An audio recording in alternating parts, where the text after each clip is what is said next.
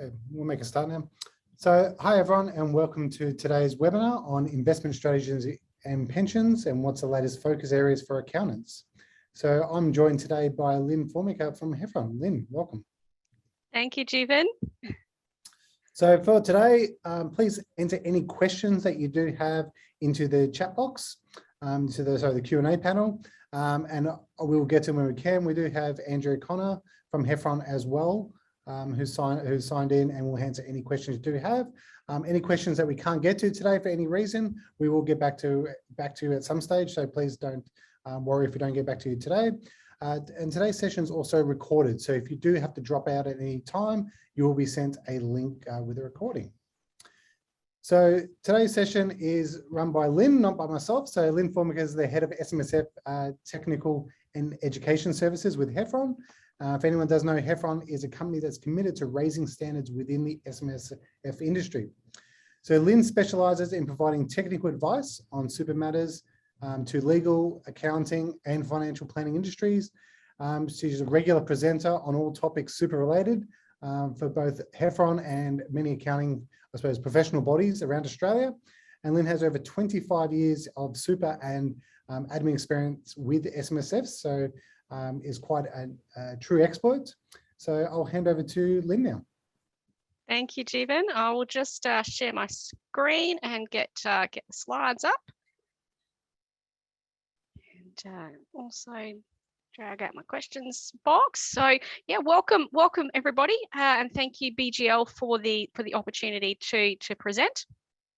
So on our agenda today, we've got a number of topical areas for accountants that I want to walk you through. So essentially, investment strategy reviews is our first topic. ATO has recently reminded trustees of the need to review their investment strategy. So I want to walk you through when an investment strategy needs to be reviewed and the sort of detail that the ATO and auditors are looking for in that investment strategy review documentation. Our second topic area is pensions and pension documentation. Again, it's another area that's receiving attention at the moment. So I want to walk you through some of the risk areas in relation to pension documentations and what you can do as an accountant to mitigate some of those risks.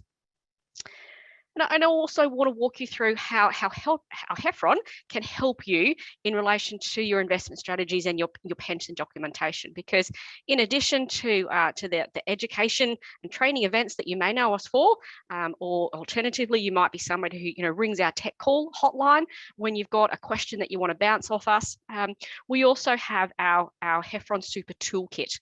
So it's our home for guided documentation. So rather than fill in the blank templates like you might have experienced elsewhere, essentially ours is a guided process. So we put our technical and practical expertise in administering 4,000 self-managed superannuation funds. We put that in your hands in the form of our documentation. We include lots of tips and prompts to ensure that you can produce ATO compliant documentation, which is risk-free, and essentially you can initiate the documents, complete as much or as little as you like before sharing them with your client for them to finish completing, or share them with another professional such as the advisor for them to finish off completing. So I'll walk you through where the toolkit might fit in when we're discussing our investment strategies and our pension documentation. So investment strategies to start with, we all know that the law requires trustees to prepare an investment strategy. And we know that we've got these 6 building blocks that the trustees have to work with. So their investment strategy has to consider risk, return, diversification, liquidity, liabilities, and insurance. So what are the problem areas when it comes to investment strategies, or in particular investment strategy reviews? Well, essentially, it's around the fact the ATO has felt the need to issue a reminder to trustees that they have to review their investment strategy, because the law states that trustees need to formulate, regularly review, and give effect to an investment strategy. So it can't be just a set and forget. It's not a documentation that you put in place when the pension, the fund first starts, and then put it to the side and never consider it again. So how often do investment strategies need to be reviewed? Well, in the ATO's eyes, they need to be reviewed at least annually.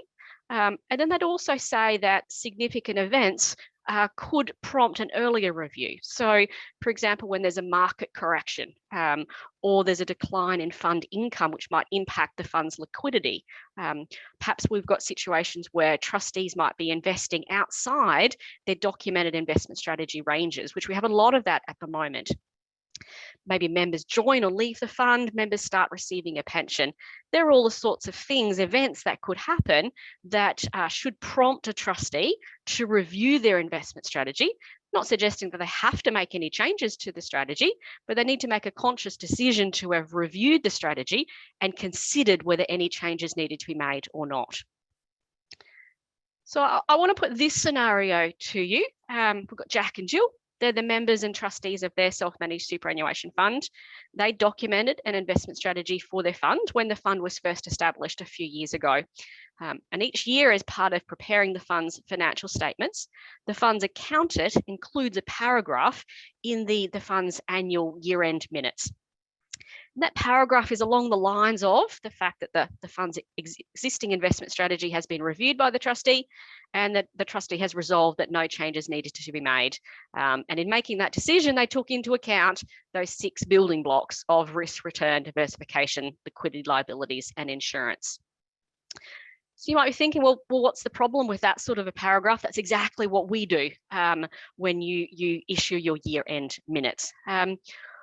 My concern is I'm wondering whether the trustee has actually reviewed the investment strategy or whether they're just simply signing a minute which has been put in front of them together with, when you ask the trustees to sign that information, there's a lot of information there that they have to be reading through. And I'm wondering whether they have made a conscious decision to review that investment strategy.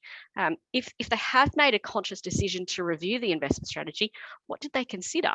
So, when they decided that no changes needed to be made, what went through their mind? And it might be perfectly okay that the investment strategy didn't need changing, but we need to write down those considerations. So, for example, we'd be thinking about what is triggering this review. Is it just simply the annual year-end review? And then it might be a particular fund where the fund is investing outside its target investment allocation ranges. And if they are, why are they doing that? And there could be perfectly good reasons for that. It might be, for example, that this departure from the ranges is just temporary. Perhaps we popped a contribution in June and we haven't had a chance to invest it yet. And so the trustees are planning to revert to the normal asset allocation ranges in the medium term. So they're just slightly outside their ranges at the moment, but that's a temporary thing and they expect to get back in them. But that's the sort of documentation or sort of wording that we'd be putting in place rather than just this stock standard minute that says we reviewed it and no changes needed to be made. Alternatively, it might be that the fund is simply holding more cash than usual because of the uncertain economic environment at the moment. Again, long term, the documented asset allocation ranges is what the trustee plans to invest in, but with short term at the moment, we're just sitting on a bit of cash until we see how things are going to go. Or it might be that the trustees have recently sold an asset. Maybe they sold a property and they're intending to buy another property. They still intend to invest within those documented ranges, but they haven't found a new investment. They haven't found a new property to purchase yet. So again, we're temporarily outside those ranges for a specific reason. What the ATO and the auditors are wanting trustees to do is to document those reasons, just to put in writing the various considerations. Alternatively, maybe it's not the annual review. Maybe we're reviewing the strategy because a member of the fund has commenced a pension. So the trustees would then be thinking, well, if I suddenly have to meet pension payments or more pension payments than I have in the past, do I have enough liquidity to cater for that? Will I be able to meet my pension obligations given the current investment strategy that I have?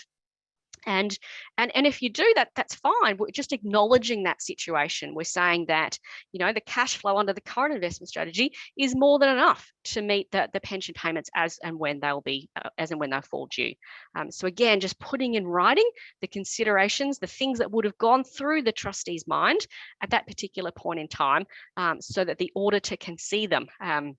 Then you have a conversation with my 17-year-old son who's going through final year exams, and I'm trying to explain to him that the marker can only assess you on what you got down on the piece of paper. Same thing with investment strategies and auditors. The auditor can't audit what was in your head or what was in the trustee's head. Auditors can only base it on what's written down on the piece of paper.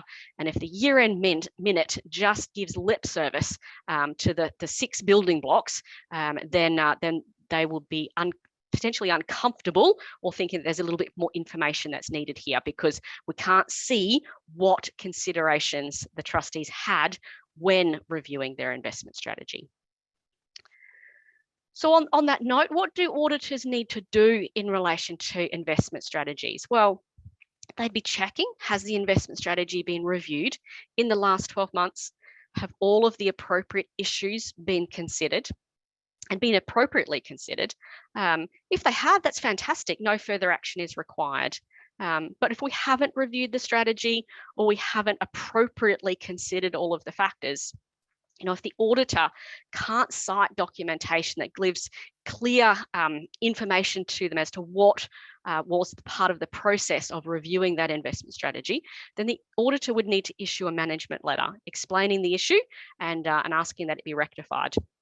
If they thought the issue was material, they might also qualify the audit report. And if they'd issued a management letter in the past asking, telling the trustees that the investment strategy wasn't sufficient, the review minute wasn't sufficient, and those issues still haven't been rectified, well, that would be a reportable contravention. So the auditor would be obliged to lodge a contravention report, which may lead to follow-up action by the ATO.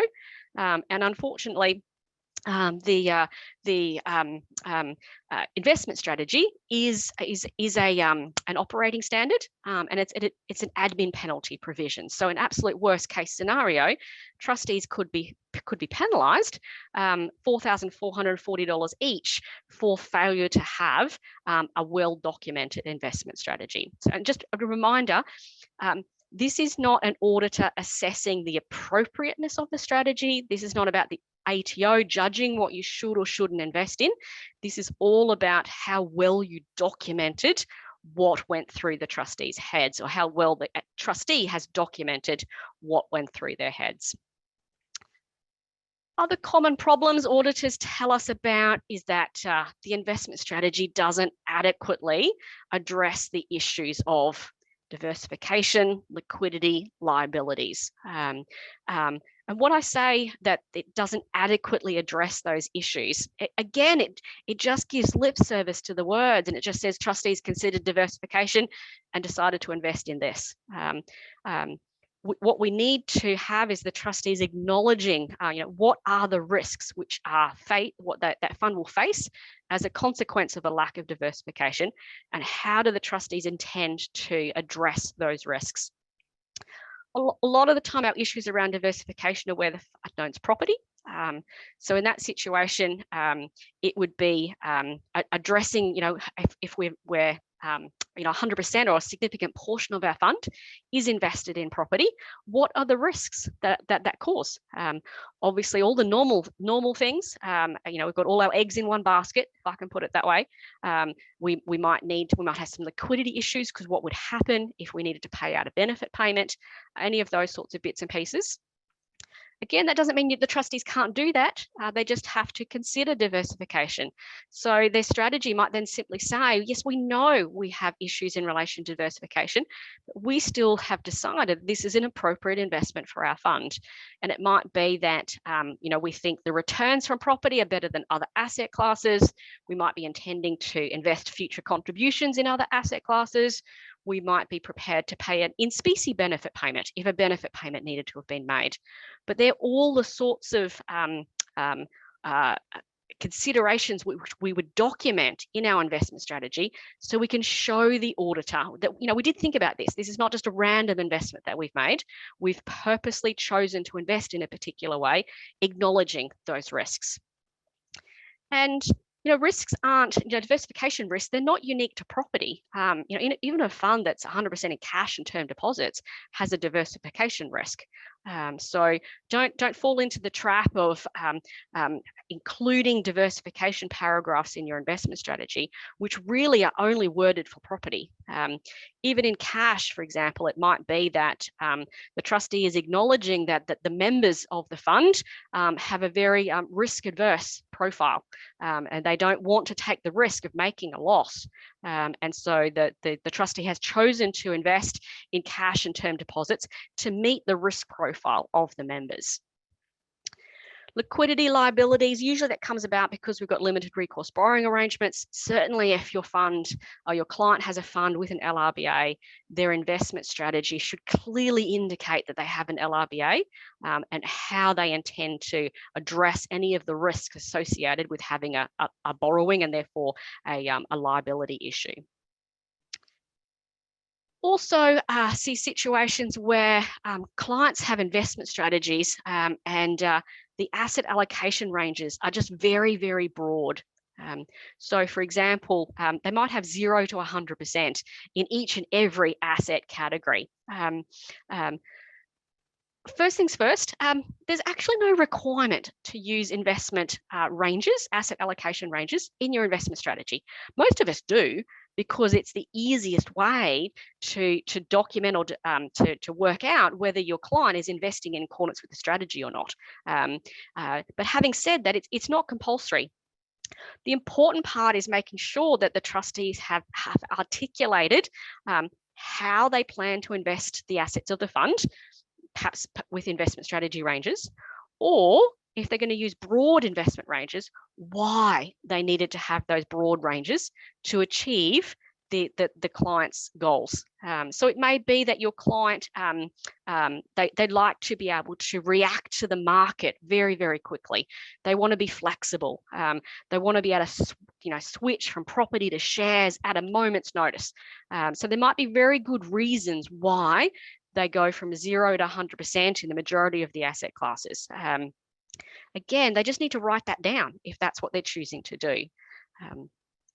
If you're not going to use ranges at all, that's fine, but the ATO expects that your strategy would then list out the material assets of the fund and why those specific assets will achieve the members' retirement goals.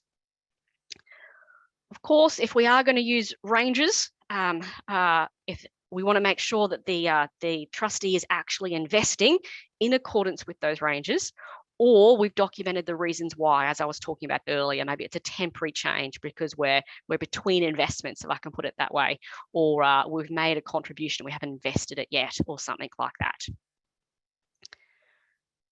So how can Heffron Super Toolkit help you with your investment strategy documentation? Well, we're fully integrated with BGL these days, so there's no rekeying of your client information. So the funds, the trustees, the members' information will all flow across to the Heffron Super Toolkit. So we've got efficiencies there. Using the toolkit, you'll be able to document an investment strategy or an investment strategy review. You'll even be able to review an investment strategy even if the original investment strategy wasn't prepared using the Heffron Super Toolkit. And we guide you through the process. This is not, as I said before, it's not as just fill in the blanks type of documentation. We'll ask you the questions. We'll ask the question, is there a lack of diversification in this fund? If there is, which particular asset classes do we have a lack of diversification? And in each of those investment classes, what is it? Is it, for example, if it's property, have we invested in a single property, or we've got multiple assets, but we've just got wholly exposed to that property category? We'll draw out the information that we need to allow us to help the client use the correct terminology and language prompts to articulate their strategy. So it ends up a strategy that is their words. It is them actually indicating that's why I invested in that thing. You might be thinking, I'm an unlicensed accountant. I can't help trustees with their investment strategy. Well, look, there are some do's and don'ts. So certainly if you don't hold an AFSL, then certainly you cannot be providing investment recommendations. You can't recommend that the fund, the trustee purchases particular investments or particular categories of investments. You can't advise the trustees on what their strategy should be. You couldn't suggest to them, I think you should target X% as a target rate of return. You couldn't recommend that the trustees modify their investment strategy, modify their investments, but you can help them quite significantly. So you can explain to them what they need to consider in the preparation of their investment strategy. In that case, you'd be providing them with factual information. So you'd probably include a factual information disclaimer, just indicating, this is factual information only. I'm not taking into account your personal circumstances, needs, objectives, any of those sorts of things. I'm just explaining to you what the law requires you to do. You can then help the trustees articulate the decisions they've made. So you could, again, use the Heffron Super Toolkit to tease out those various questions. So Fred, why did you buy that property? What was it about that property that attracted you to it? And why property versus this particular asset class?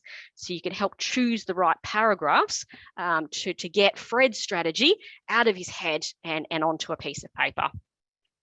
When it gets to year end, you can compare the documented investment strategy with the client's actual investment ranges and indicates, hey, Fred, you're currently investing outside your ranges. What's the plan here? What was the reason behind that? And so again, so you can help them document their review so that it's not just a little paragraph that gives lip service to those 6 building blocks.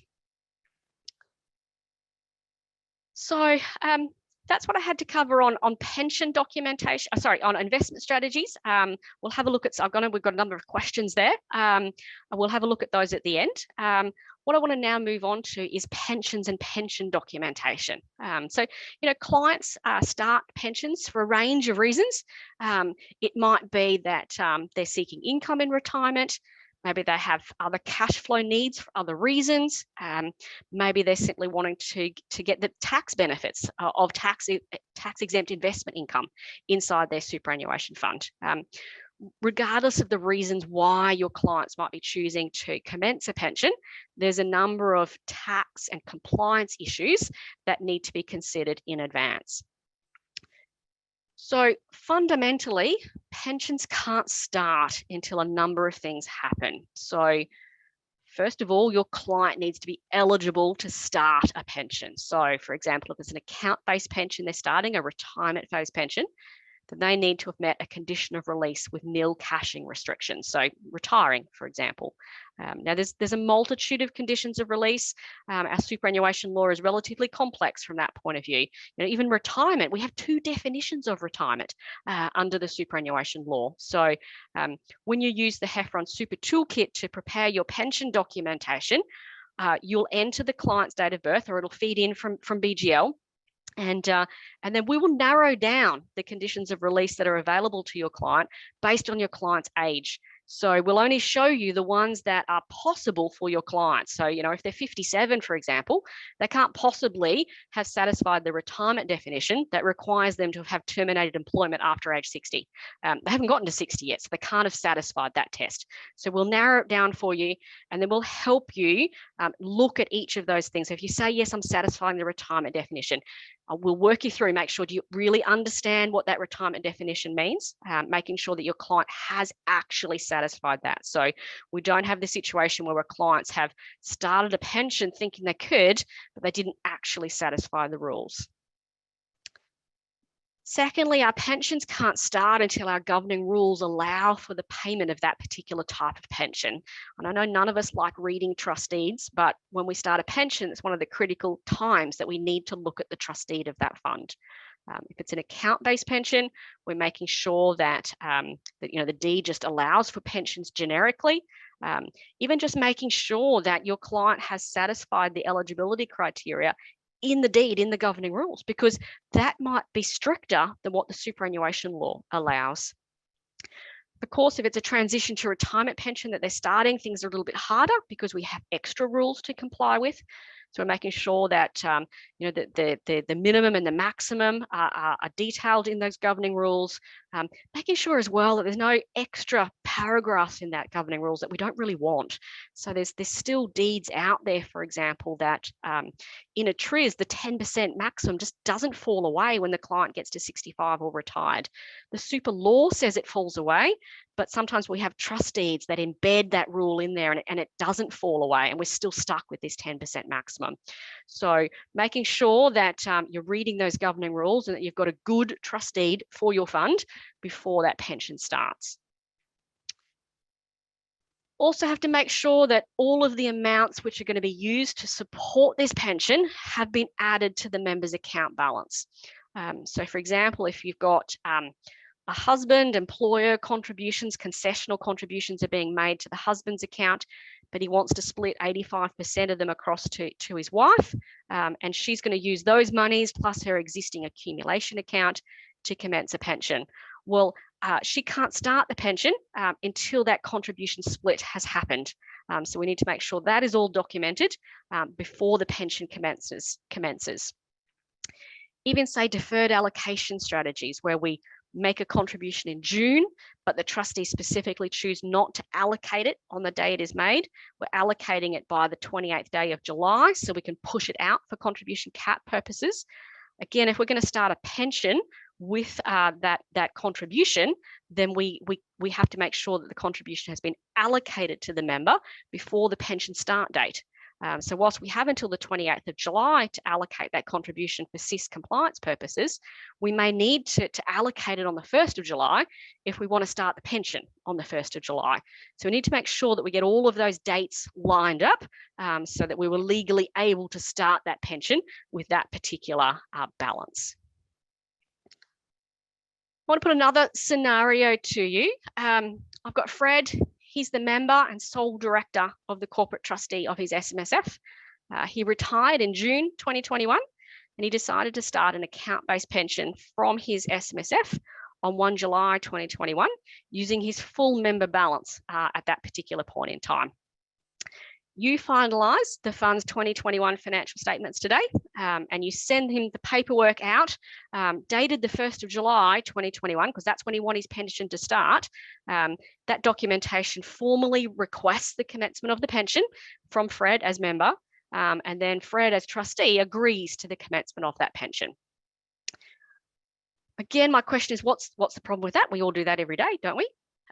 Well, my concern here, remember that ATO in tax ruling 2013/5, a pension can't start until the trustee and the member agree on the terms and conditions on which that pension will be paid.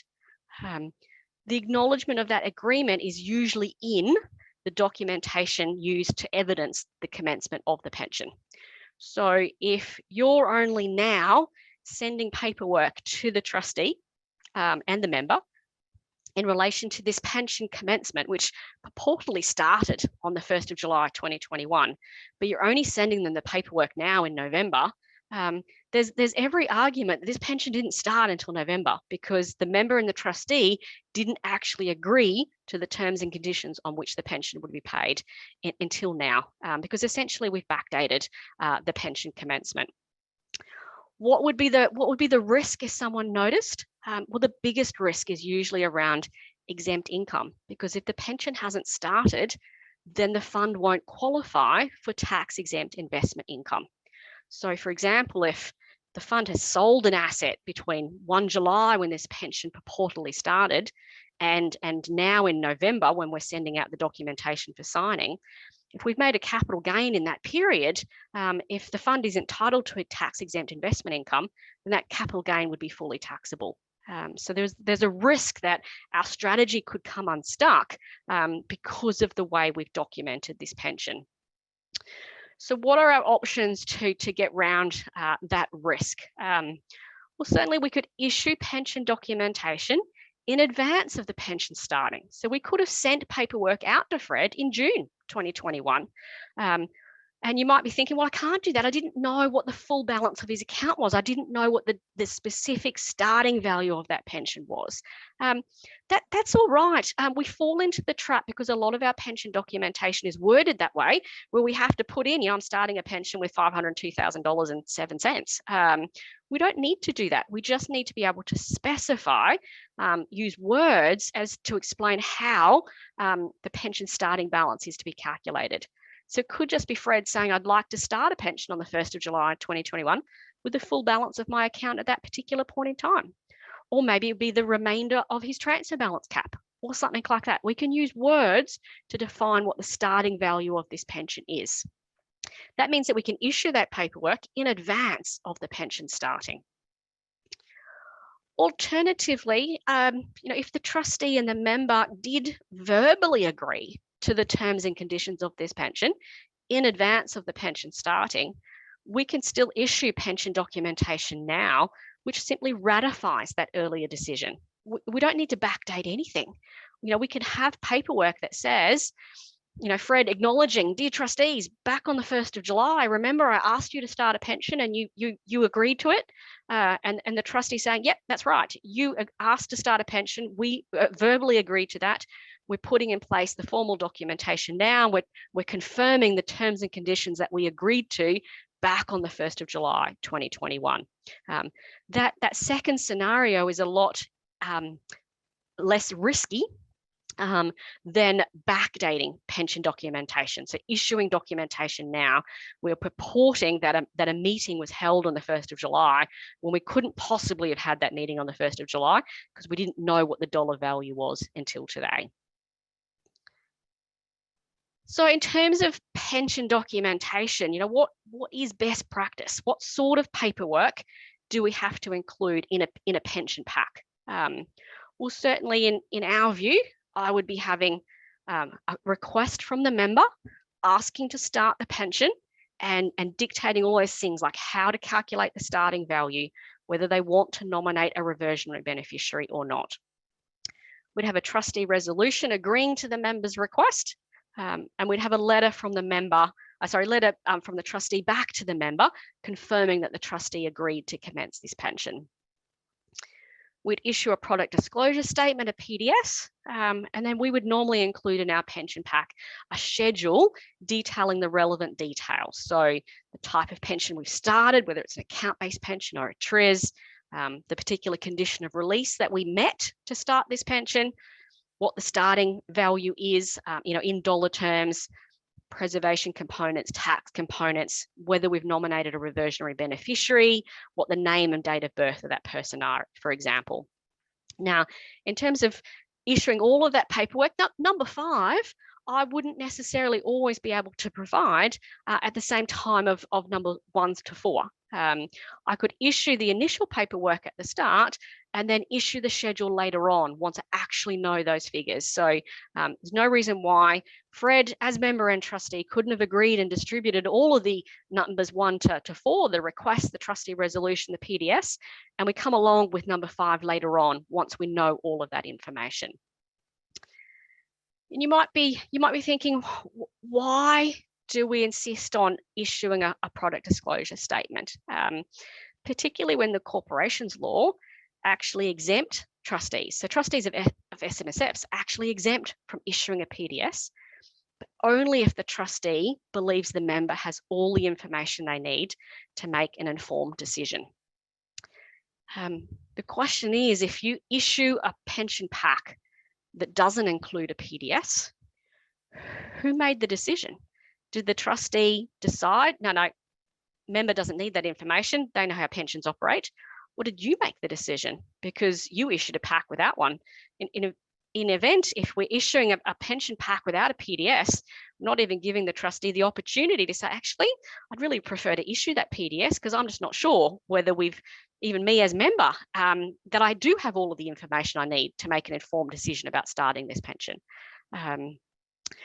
I would also think that the PDS is such a critical document. It explains how the pension will operate, the important key features, all of those sorts of things. That's really important where we've got governing rules which are really relatively open. You know, a lot of us have deeds these days which are not overly structured. We tried to make sure that we're not having to amend our deed all of the time, every time the legislation changes. So we try to word it relatively broadly. PDS helps fill in the gaps, if I can put it that way. Really important for your unadvised clients as well. You know, some of those who do not have access to a financial advisor, they're making their own decisions about whether a pension should commence or not commence. It's a relatively vital document for them. It's a bit of a safety net, I think, to always issue a PDS. Pensions also shouldn't start until someone has checked that the client has enough space in their transfer balance cap. Now, your client should be able to see that information if they go onto their MyGov account. If you're the tax agent for the individual client, then you should be able to see that information on ATO online. Just be careful in relying on that ATO information, because remember, it's only as good as what has been reported to the ATO. So if there's a pension event that hasn't been reported yet, then the client may have more or less transfer balance cap space than they understand. So they might start a pension for more than they should have and cause an excess, or perhaps start a pension with less than they could have because they made a miscalculation in relation to their transfer balance cap. Ideally, your pension documentation, your pension commencement documentation, would also have indicated whether the client had decided to nominate a reversionary beneficiary or not. Now, it is possible to nominate with the right trustee. It is possible to nominate a reversionary beneficiary after the pension has commenced, or in fact, even remove one after the pension has commenced. But ideally, our client's going to make a conscious decision, or their advisor is going to make a conscious recommendation as to whether this particular pension should be reversionary or not. What I'd ask you from a risk assessment point of view is, if I reviewed your files, could I determine who had made the decision as to whether a reversionary should be nominated, or whether a reversionary has been nominated or not? What we want to make sure is that it's quite clear from our files that the client wanted a reversionary or didn't want a reversionary, or the advisor has asked us to document a pension in a particular way. We don't want someone coming back many years down the track, a disgruntled beneficiary asking, and you're trying to substantiate for yourself as to why this pension paperwork was issued with a reversionary when you can't see there were any clear instructions from the client to do that. If your client has made personal contributions in the period leading up to the pension commencement, and they want to claim a tax deduction for those contributions, then we need to make sure our Section 290, 170 notices are given and acknowledged before the pension starts. And that's the case even if the contribution won't be used in the starting balance of the pension. We need to make sure that if we want to claim a tax deduction for it, that those notices are given before the pension commences. And then finally, we need to make sure that all of the assets of the fund have been valued to market before the pension start date. And there's a number of reasons for that. Essentially, if the assets are understated, if the value of the assets are understated for transfer balance cap purposes, your client may have more money in pension phase than they're legally allowed to. So they've got more money generating tax-exempt investment income than the transfer balance cap would have allowed. Or even those clients who are nowhere near their transfer balance cap.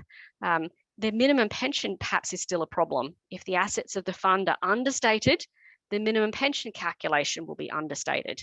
And if the ATO was to discover that, and they would say that the correct minimum pension hasn't been drawn, then we've got a risk to our exempt income. So always making sure that we look at the market values of the assets as at the pension start date, and considering if it's shares, those sorts of things, listed shares, things that are easy to revalue, we always revalue those.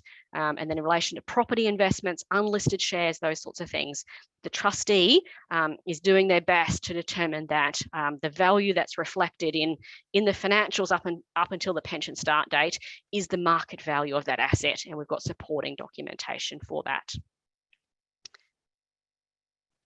So where does the Super Toolkit come into play in relation to your pension documentation? Well, just like the investment strategy, no rekeying of client information because we're integrated with BGL. And as I said, we guide you through the pension commencement process.